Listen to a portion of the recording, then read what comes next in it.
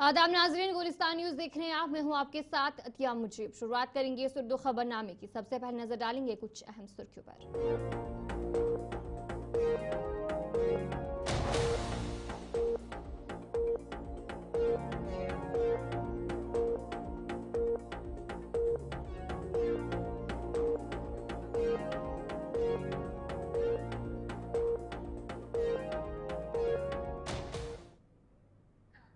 चलिए अब आगे बढ़ जाएंगे, अगली खबर की तरफ रुख करेंगे। शुरुआत करेंगे बड़ी खबर के साथ। वजीर दाखिला अमित शाह की तरफ से एक बड़ा बयान दिया गया ऑपरेशन सिंदूर पर, जहां पर उन्होंने कहा कि पाकिस्तान दहशतगर्दी का सरपरस्त है। अमित शाह की तरफ से कहा गया और साथ ही साथ उन्होंने कहा कि बीएसएफ जो है पूरी दुनिया के लिए एक मिसाल है। अमित शाह की तरफ से कहा गया। नई दिल्ली में बीएसएफ की एक तकरीब से खिताब उन्होंने किया और उसी बीच उन्होंने इन बातों का इजहार किया।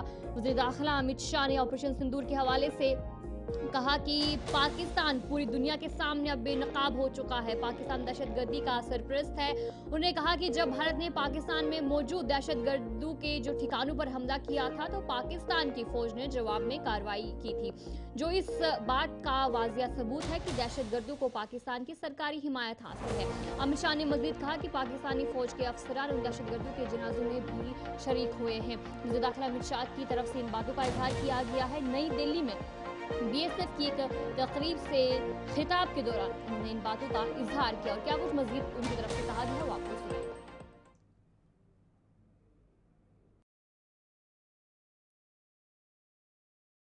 आज पाकिस्तान पूर्णतः एक्सपोज हो चुका है कि भारत में जो टेररिज्म है वो पाक स्पॉन्सर है। पाकिस्तान के द्वारा स्पॉन्सर टेररिज्म भारत के अंदर हो रहा है, क्योंकि जब पाकिस्तान के टेरर के अड्डों पर हमला किया, जवाब पाकिस्तान की सेना ने दिया।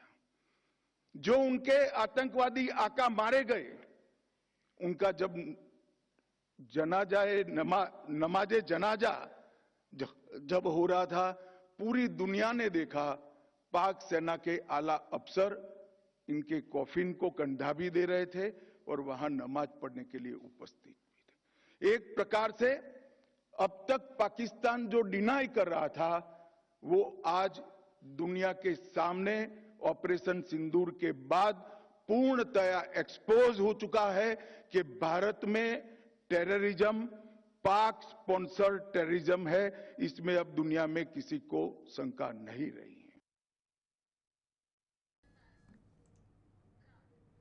किश्तवाड़ जिले के छात्र इलाके के गांव सिंहपुरा में फोर्सेज और मिलिटेंट्री के दरमियान झड़प का आज दूसरा दिन है और कल जो झड़प देखने को मिली थी और जिसमें से एक जो फौजी एहलकार है वो जाबाक हुआ और आज दूसरे रोज भी ये झड़प देखने को मिली। डीजीपी नलेन प्रभात ने आज जिला किश्तवाड़ के सिंहपुरा छात्र इलाके का दौरा किया, जहां दहशतगर्दी के खिलाफ जो ऑपरेशन है वो चलाया जा रहा है। डीजीपी ने जमीनी सूरत हाल का जायजा लिया और ऑपरेशन की हिकमत अमली का भी जायजा लिया।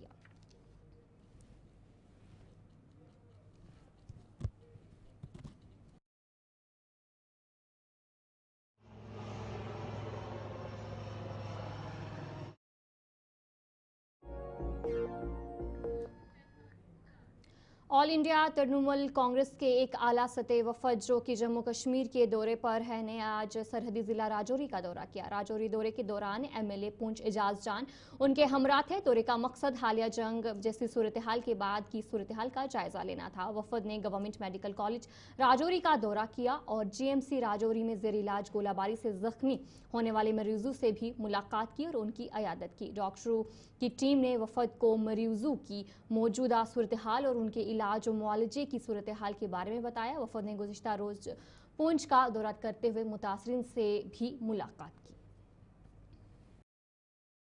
5 प्रतिनिधि के दल, हमारे लीडर डेरेक ओब्रायन, हमारे लीडर मोहम्मद नदीम उल हक, श्री मानस भुइया, श्रीमती ममता ठाकुर, मैं सागरिका घोष, हम 5 प्रतिनिधि मंडल यहाँ आए हैं देखने के लिए कि बॉर्डर विलेजेस में जो लोग उनकी जो पीड़ा है, उनकी जो तकलीफ़ें हैं, जो मुश्किलें हैं, इनको देखने के लिए आए हैं, उनका दुख बांटने के लिए आए हैं और हम ये भी पूछना चाहते हैं कि ये लोग जो बॉर्डर विलेजेस में हैं, जो लगातार क्रॉस बॉर्डर शेलिंग के शिकार बन रहे हैं, जो लगातार क्रॉस बॉर्डर शेलिंग का सामना कर रहे हैं, ये बेटर प्रोटेक्शन इनका बेटर प्रोटेक्शन क्यों नहीं है? ये सुरक्षित क्यों नहीं है? इनके पास बंकर्स क्यों नहीं है? इनके पास चिकित्सा सहायता क्यों नहीं है? क्योंकि ये हैं वो लोग जो हर दिन क्रॉस बॉर्डर शेलिंग का सामना कर रहे हैं,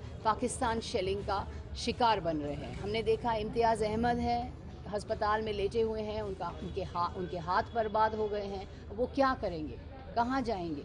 किस तरह से नौकरी करेंगे? किस तरह से अपना परिवार को पालेंगे? हमने 14 साल की अरफा को देखा। अरफा जो एक उसकी टांग खराब हो चुकी है, वो कैसे कूदेगी, कैसे खेलेगी, कैसे स्कूल जाएगी? ये जो दुख भरी कहानियाँ हैं, इनको हम देश के सामने रखेंगे, मेन स्ट्रीम मीडिया के सामने भी रखेंगे कि जो बॉर्डर एरिया में जो लोग हैं, जो बॉर्डर एरिया के जो, और हर समुदाय के लोग यहाँ हैं। ये इसमें धर्म जाति कुछ नहीं है, हर समुदाय के लोग लगातार क्रॉस बॉर्डर शेलिंग के शिकार बन रहे हैं, क्रॉस बॉर्डर शेलिंग का सामना कर रहे हैं। ये सबसे ज़्यादा असुरक्षित क्यों है? ये हमने देखा है, हमारे सबके दिल टूट गए हैं इनकी पीड़ा देख के, इनका दुख देख के। और हम यहाँ आए हैं उनका दुख बांटने के लिए, पीड़ा बांटने के लिए। और अगर हमसे कोई भी सहायता अगर हम दे सकें तो हम देंगे। जम्मू कश्मीर सरकार जो भी कदम उठाएगी इनकी सहायता के लिए, हम उनके साथ देंगे और इनके दुख बांटेंगे, पीड़ा बांटेंगे। पुंछ के सारा बॉर्डर इलाका जो है वहाँ पे विज़िट किया। रजौरी का जो है उन्होंने जहाँ जहाँ पे शेलिंग हुई थी, जहाँ जहाँ कीमती जानें हमारी गई, वहाँ पे विज़िट किया। मैं इन तमाम हजरात का शुक्रगुज़ार हूँ और मैं अपनी तरफ से और हमारी गवर्नमेंट की तरफ से और जो मेंबर्स आए थे उन्होंने भी बड़ा अप्रिशिएट किया। डॉक्टर्स की टीम जो रजौरी जीएमसी में है और पुंछ के अंदर जो टीम है, पुंछ के सीएमओ साहब और यहाँ पे सुप्रिटेंडेंट साहब, इनकी टीम की डॉक्टर्स की खास करके बहुत बड़े एफर्ट्स रहे इस एरिया को बचाने में, लोगों को बचाने में। जैसे रजौरी में बताया इन्होंने बेसमेंट में एक वार्ड जो है इमरजेंसी तैयार किया था कि ज़्यादा अगर डिज़ास्टर उसमें क्या हो। तो कुल मिला के एक मुश्किलात तो ज़रूर हैं कि रजौरी पुंछ में डॉक्टर्स की एक शॉर्टेज है।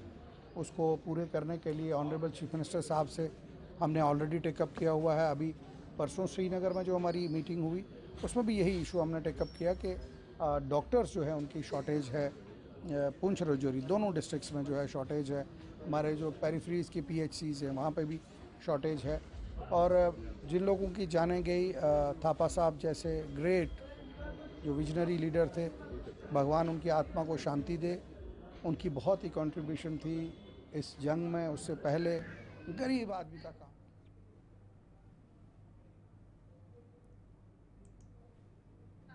भारत पाकिस्तान कशीदगी के दरमियान सरहदी इलाकों में पाकिस्तान की जानिब से की जाने वाली भारी शेलिंग से आम शहरियों की जानें गई। सरहदी ज़िला पुंछ में 17 शहरी जाँ भाग हुए। शेलिंग से जाँ भाग होने वालों में मोहम्मद अकरम भी शामिल थे, जो सरहद पार से आने वाले शेल की जद में आए, जहां उनके घर को भी नुकसान पहुंचा। वहीं मोहम्मद अकरम भी दम तोड़ गए। गुलिस्तान न्यूज़ के साथ बात करते हुए मोहम्मद अकरम के अहल खाने ने हुकूमत से अपील की है कि उनकी माली इमदाद की जाए ताकि वो अपने घर का गुजारा कर सके और बच्चों की तालीम मुतासिर ना हो। जी, मोहम्मद बशीर जी बताएंगे कि ये जो बिना इश्तियाल फायरिंग हुई तो उससे कितना नुकसान आपको? जी, मैं ये आपसे अर्ज़ करूं कि करीब 1-1.5 रात 7 तारीख की रात को 1-1.5 बजे के बाद मुकम्मल तौर पर इस कदर तेज़ बारिश की तरह पाकिस्तान की तरफ से इश्तियाल अंगेज़ कार्रवाई की गई, जिसमें सख्त किस्म के गोले जो है दागे गए, जो आज से पहले ना हमने कभी सुने थे और ना हमने कभी सोचा था। और हमारी सिटी को जो है वो नुकसान पहुंचाने की कोशिश की। और हम करीब 4 बजे तो हमें ऐसा महसूस हुआ कि अब हमारा बचना ही मुश्किल है, यानी क़यामत का एक समा था। बच्चे अंदर घबरा गए और घर के अंदर एक उथल पुथल, और यहाँ बच्चे इनके भी और मेरे भी, हमारा एक ही दीवार है आसपास। छोटा भाई था, मोहम्मद अकरम नाम उनका। तो वो गेट के पास खड़ा रहा और ताकि कोई बच्चा बाहर ना निकले, और गेट के बिल्कुल साथ में ही बाथरूम था। और बाथरूम में वो बच्चों को मैं आपसे ये भी अर्ज़ करूँ कि शायद बच्चों को बाथरूम आया हो या ना आया हो, लेकिन घबराहट इस कदर थी कि बचना मतलब दुश्वार था। उस घबराहट के कारण वो जा रहे थे, तो खुद गेट में खड़े रहे, बेटी भी उनके साथ खड़ी थी, और अचानक जो है पाकिस्तान की तरफ से गोला आकर गिरा, जिसके नतीजे में मेरा छोटा भाई, हम 3 भाई हैं, छोटा भाई ज़ख्मों की ताब न लाते हुए फ़ौरन मौके पर जो है वो चल बसा। और इस छोटे भाई को जो चल बसा, उसका उसका मकान भी पूरी तरह से डैमेज हुआ। मेरा छोटा भाई मोहम्मद शरीफ, उसका मकान को भी शदीद नुकसान पहुंचा, वो भी आप अगर देखेंगे बाहर। और मेरे मकान को हमारे निकलने के बाद, ये जो हमारे सामने गोला पड़ा उससे नहीं, हमारे निकलने के बाद हमारी बैक साइड एक दूसरा गोला आकर पड़ा, वो भी कोई 4 फीट के दूरी पर। उससे हमारे शीशे और दीवारें जो है, पूरा मकान जो है वो क्रैक हो गया। अब मेरे छोटे भाई जिनका इंतकाल हुआ, उनकी 4 बेटियां 2 बेटे हैं, एक उनकी अहलिया। और इस महंगाई के दौर में इनकी तालीम, इनकी तरबियत, इनके खाने पीने का, इनकी ब्याह शादी का इंतज़ाम सिवाय ऊपर वाले के कोई सहारा नहीं है। जी, उस दिन रात के 2 बजे से फायरिंग चल रही थी। हमने एक रूम से दूसरे रूम में बच्चों को लाया, दूसरे रूम में बच्चों को रखा, तो बस बच्चे जैसे सुबह 4 बजे तो बार-बार वॉशरूम जा रहे थे। वॉशरूम जाने के बाद डर रहे थे बच्चे, नहीं ऐसे जा रहे थे, तो उनके पापा गए उनको वॉश आगे गए कि ये गेट से बाहर ना निकलें। गेट पे थे तो गोला पड़ा यहाँ पे, तो घर में बहुत ज़्यादा धुआं ही धुआं हो गया था, जिसकी वजह से हमें कुछ बच्चों में भी दिखाई नहीं दे रहा था कौन बच्चा कहाँ है कौन नहीं। फिर हम गए उधर गेट के पास, हमने जैसा देखा तो वहाँ पे इनके पापा की वहीं पे डेथ हो गई थी उसी वक्त। तो फिर उसके बाद छोटी बेटी को भी लग गई थी बहुत ज़्यादा, फिर हम इसको हॉस्पिटल लेके चले गए। तो आगे जो आने वाली ज़िंदगी है उसको किस तरीके से आप जो है आप बिताएंगे, और क्या सोचा है आपने आगे के लिए? आगे वाली ज़िंदगी का क्या सोचा? कितने बच्चे हैं आप? मेरी 4 बेटियां 2 बेटे अभी पढ़ाई कर रहे हैं, उनके बारे में फिर वही लाते थे, पढ़ाई का खर्चा सब कुछ हम उन्हीं का सहारा था। उनके बिना तो किसका सहारा है? अब गवर्नमेंट ही का सहारा है। अगर वो कोई जॉब दे देंगे उससे मैं बच्चों का खर्चा भी, घर का खर्चा भी चलेगा, और बेटियों की शादी है, अभी सब कुछ करना है, तो गवर्नमेंट ही का सहारा। अगर कोई जॉब दे देंगे तो उससे करेंगे, क्या कर सकते हैं। हाँ, इनकी बेटी भी हमारे साथ मौजूद है जो ज़ख्मी हुई थी, पापा के साथ ही थी। वो भाई बच्चों को, छोटे जो भाई बहन हैं उनको बाथरूम तक ले जाने के लिए जो साथ में गई थी, तो ये भी ज़ख्मी हुई है, तो इससे बात करते हैं। हाँ, क्या नाम है आपका? आफरीन। आपने जी बताएं क्या हुआ उस वक्त जब फायरिंग हो रही थी? फायरिंग हो रही थी, हम सब डर गए हुए थे। वही बहन भाई को बाथरूम लेके गए थे, पापा हमारे साथ गए थे गेट के पास। अचानक आके शेल गिरा, उसकी वजह से पापा को लगी और पापा की ऑन स्पॉट डेथ हो गई और मुझे भी लग गई। तो आगे क्या कहना चाहेंगे? गवर्नमेंट से क्या अपील? गवर्नमेंट से जॉब की अपील है, उस जॉब की वजह से हमारा घर चलेगा। और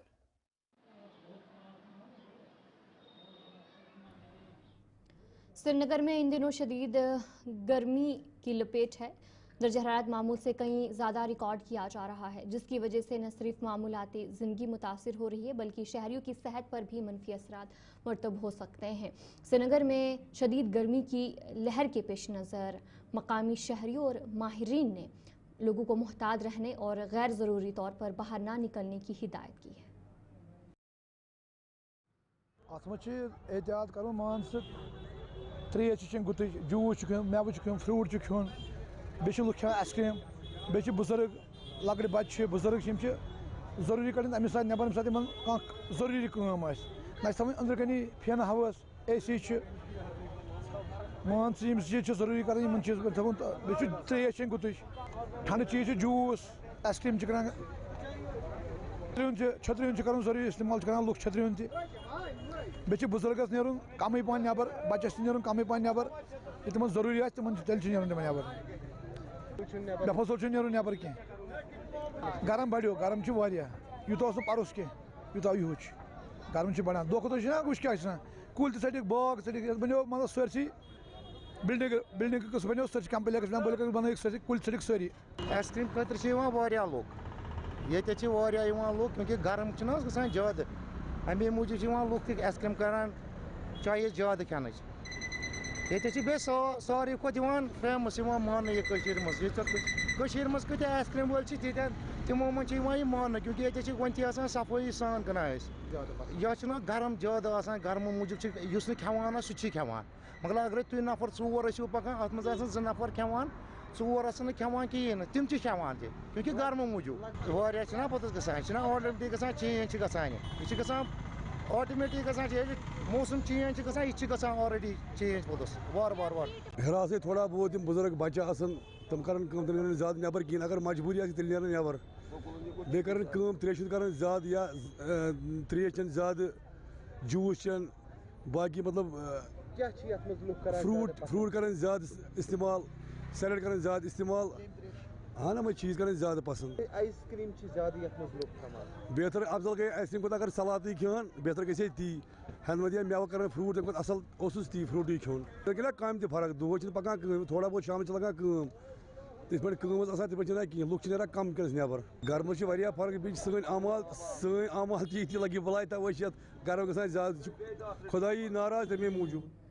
जम्मू शहर में बिजली की गैर एलानिया कटौती की वजह से लोगों को शदीद परेशानी का सामना करना पड़ रहा है। लोगों का कहना है कि गर्मी के इस मौसम में जब दर्जे हरारत 40 डिग्री के पार हो चुका है तो महकमा बिजली की जानिब से बिजली की गैर एलानिया कटौती कर दी जाती है, जिससे आवाम को मुश्किलात का सामना करना पड़ता है। लोगों ने महकमा बिजली से अपील की है कि बिजली की गैर एलानिया कटौती बंद की जाए ताकि लोगों को दरपेश मुश्किलात ख़त्म हो सके और लोग गर्मी के इस मौसम में आराम से ज़िंदगी गुजार सकें। बहुत ज़्यादा दिक्कत हो रही है। जैसे भी लाइट जाती है तो बच्चे वगैरह छोटे हैं घर में या कुछ बुजुर्ग है, बड़ा मुश्किल हो रहा है। मतलब जैसे लाइट कट होती है तो फैन भी इन्वर्टर भी कितना ही चलेगा, वो भी बंद हो जाता है, फिर उसके बाद तो बहुत ज़्यादा मुश्किल होता है। अच्छा, एक और सवाल था, पावर सेविंग कर रहे हैं आप, बिजली बचा रहे हैं आप, क्योंकि ट्रांसफार्मर में काफ़ी ज़्यादा लोड पड़ रहा है। पावर देखिए, पावर सेविंग क्या है, ये लाइटें शाइटें तो वैसे ही बंद होती है, ज़्यादा से ज़्यादा फैन चलता है, तो अपनी तरफ से तो कोशिश करते हैं हम सेविंग करने की। तो गर्मी काफ़ी ज़्यादा, बहुत ज़्यादा गर्मी है, बर्दाश्त के बाहर है। मतलब काफ़ी रिकॉर्ड तोड़े इस बार गर्मी ने, कश्मीर में भी, यहाँ भी। कितनी आपके इलाके में जो है वो बिजली कटौती होती है दिन में? एक तो सुबह का इन्होंने कट रखा हुआ है कि शॉप ओपन होती है 9 बजे, तो 10 बजे तक लाइट नहीं होती है। 1 घंटे का तो हमें वो होता ही नहीं है, लाइट 10 बजे आती है। उसके बाद भी दिन में कोई 10-12 बार लाइट चले जाती है, जाती सिर्फ 15 मिनट के लिए, आधे घंटे के लिए, लेकिन बीच बीच में लाइट बंद करते हैं वो। क्योंकि ये जो है जम्मू का सबसे अच्छा बिजनेस हब है रघुनाथ बाजार, लेकिन यहाँ पे तो कम से कम जब से स्मार्ट मीटर लगे हैं तो उसके बाद तो चाहिए कि यहाँ पे लाइट बंद ना हो, क्योंकि लोगों के यहाँ एसी वेसी भी चलने होते हैं और कस्टमर होता है यहाँ पे, तो लाइट नहीं हो तो कस्टमर एंटर ही नहीं करता शॉप के ऊपर। तो उसके लिए यही है कि इनको देखना चाहिए बिजली डिपार्टमेंट को कि कम से कम जो बिजनेस। भलेसा के बट मार्केट में मकामी लोगों ने नायब तहसीलदार दफ्तर को दूसरी जगह मुंतकिल करने के फैसले के खिलाफ एहतजाज किया। एहतजाज में शामिल लोगों ने इंतजामिया के इस फैसले के खिलाफ सख्त नाराजगी का इजहार करते हुए नाराबाजी की और नायब तहसीलदार दफ्तर को वापस अपनी जगह लाने की मांग की, जहां पर उनकी तरफ से कहा गया कि दौरान शब दफ्तर को मुंतकिल किया गया था। तो गवार जो लगाना चाहते, मैं तो लगाना ही नहीं, कोई सुनता ही नहीं। क्या गवार लगाओगे? सुनेंगे, बोलेंगे, आओ ये करेंगे वो। जैसे हमारे लीडर आज जो है ना, एडमिनिस्ट्रेशन की कोई सुनता नहीं। ये लीडर एमएलए एमपी जो भी है उनकी सुन, वही हमारे साथ जब गलत, अगर दलीप साहब ने बोला कि मेरी लाश से गुजरना पड़ेगा, तो कहाँ है वो? तो रात को 10 बजे कहाँ से वो निकल के आते हैं आपको देखने के लिए दफ्तर शिफ्ट हो रहा है? आना चाहिए। एमएलए है वो, जिस टाइम इलेक्शन होता है, जिस टाइम वो प्रचार करते हैं, वो 12 बजे क्यों गुजरते हैं हमारे गाँव? आपको पता था दफ्तर शिफ्ट? हमें कोई पता नहीं। वो पता चलता अगर नोटिफिकेशन निकलती। कोई वार्निंग होती है ना गवर्नमेंट की तरफ? कोई नहीं। आप कहते हैं ना वो कैसे आते, वो हमारे गांव में 12 बजे 1 बजे लोगों को हार डालने जब आते हैं, आज वो 10 बजे यहाँ जमा नहीं हो सकते? क्या कहते हैं आप? आखिर ये समझते क्या है? क्या इतने गए गुजरे भलेसा के लोग हैं? क्या इतने गए गुजरे भलेसा की आवाम है? क्या गरीब जनता को ये लोग अच्छे पैमाने पर नहीं देखना चाहते हैं? आखिर कौन सा ऑर्डर जो है रात को 10 बजे के लिए निकाला गया, जरा वो ऑर्डर हम भी देखना चाहते हैं। क्यों इनने रात को 10 बजे दफ्तर शिफ्ट किया यहाँ से? अगर ये प्राइवेट बिल्डिंग में फंक्शन करता है, अगर गवर्नमेंट बिल्डिंग एक मिनी सेक्रेटरेट, एक पंचायत जो मिनी सेक्रेटरेट, पंचायत चंगा का मिनी सेक्रेटरेट, वहां पे पंचायत घर है, अगर वहां पे फंक्शन हो सकता है तो क्यों नहीं बट मार्केट के नए जो पंचायत घर यहाँ पे बना हुआ वहां पे नया बतिया बला काफी फंक्शन हो सकता? जी अर्जुन साहब, आपके चैनल का शुक्रिया अदा करूंगा, लेकिन सबसे पहली बात मैं ये बोलूंगा कि यहाँ रात को 10:30 बजे के करीबन यहाँ से ऑफिस शिफ्ट हुआ, ना कोई पता है, ना कोई नोटिस है, ना कोई कुछ है। हमारे पास यहाँ गवर्नमेंट बिल्डिंग पड़ी हुई है, वो खाली पड़ी हुई है, लेकिन हमने सुना कहीं नायब साहब ने रात को जी यहाँ से। अनंतनाग में सोशल वेलफेयर डिपार्टमेंट के हेल्पर्स ने हुकूमत के खिलाफ एहतजाज किया। मुजाहिरीन का कहना था कि गुज़िश्ता 5 माह से उनकी तनख्वाहें बंद है, जिसकी वजह से उन्हें शदीद माली मुश्किलात का सामना करना पड़ रहा है। मुजाहिरीन ने हुकाम से अपील की है कि जल्द अज जल्द उनकी रुकी हुई तनख्वाहें जारी की जाए। मुद्दा और मकसद है जो हमारे 5 महीनों से पेंडिंग है, हमारा आरएएम वो हमें वापस किया जाए, और जो हमारी बहनें हैं जो रेंट पे उन्होंने अपना मकान दिया है, उनकी जो रेंट है वो मिलना चाहिए, और फ्यूल चार्ज जो इनकी है वो मिलना चाहिए, जो हम इंसेंटिव लेते हैं वो हमें मिलना चाहिए। और हम गवर्नर हुकूमत से अपील करना चाहते हैं कि जो हमारा आरएएम 5 महीनों से पेंडिंग है वो हमें जल्द से जल्द मिलना चाहिए, और जो उन्होंने हमारे साथ वादा किया है 2024 में, जो हमारे साथ उसने वादा किया कि आप लोगों को तनख्वाह बढ़ाएंगे और वो मंथ आपको आरएएम मिलेगा, लेकिन वो वादे खोखले हैं। शोपियां में आज हुब्बुल वतनी और इत्तेहाद का ज़बरदस्त मुजाहिरा देखने को मिला, जहां बीजेपी शोपियां यूनिट ने साबिक ज़िला सदर मोहम्मद यूसुफ की निगरानी में एक तिरंगा रैली का इनेकाद किया। इस रैली में सैकड़ों जोश खरोश से भरपूर अफराद ने शिरकत की। रैली में शुरका ने कौमी परचम लहराया और वतन से मोहब्बत के नारे लगाए। मल्ला साहब मतलब जितने डेलीगेटेड टीम है वो सारे हैं इसमें। ऑपरेशन सिंदूर के खुशी में ये हमने तिरंगा रैली मनाई। हम पैगाम देना अपनी जो सेना है, अपनी जो फोर्स है, चाहे जम्मू कश्मीर पुलिस हो, आर्मी हो, सीआरपीएफ हो, उनकी हौसला अफजाई की। उन्होंने जो अच्छा काम किया है देश में, दहशतगर्दी के ठिकाने दहशतगर्दी नहीं चले गए यहाँ से, दहशतगर्दी खत्म कर दिया हमने फोर्स ने। हमारी फोर्स ने बिल्कुल वहाँ पे 9 जगह पे तबाही मचाई उन दहशतगर्द को जिन्होंने कुछ बहनों को सिंदूर मिटाया है। लिहाजा करके इसीलिए ये तिरंगा रैली रोज चलेंगे, इसके बगैर भी चलेंगे। तिरंगा रैली ये शान है हमारी, जो तिरंगा है। तो आप एक टेरर ऑपरेशन सिंदूर करके लिए बेसिकली जो टेरर अटैक है ये भी बिल्कुल कायराना हरकत है, कायराना हमला है, ये नहीं होना चाहिए। हमारी बहनों से नहीं हुआ, या यहाँ पे बॉर्डरों पे शहीद हो गए, यहाँ पे भी शहीद हो गए, ये भी नहीं होना चाहिए। हम नहीं ये चाहते। तो चलिए इस उर्दू खबरनामे में इतना ही। अभी के लिए मुझे दीजिए इजाजत और आप बने रहिए गुलिस्तान न्यूज़ के साथ।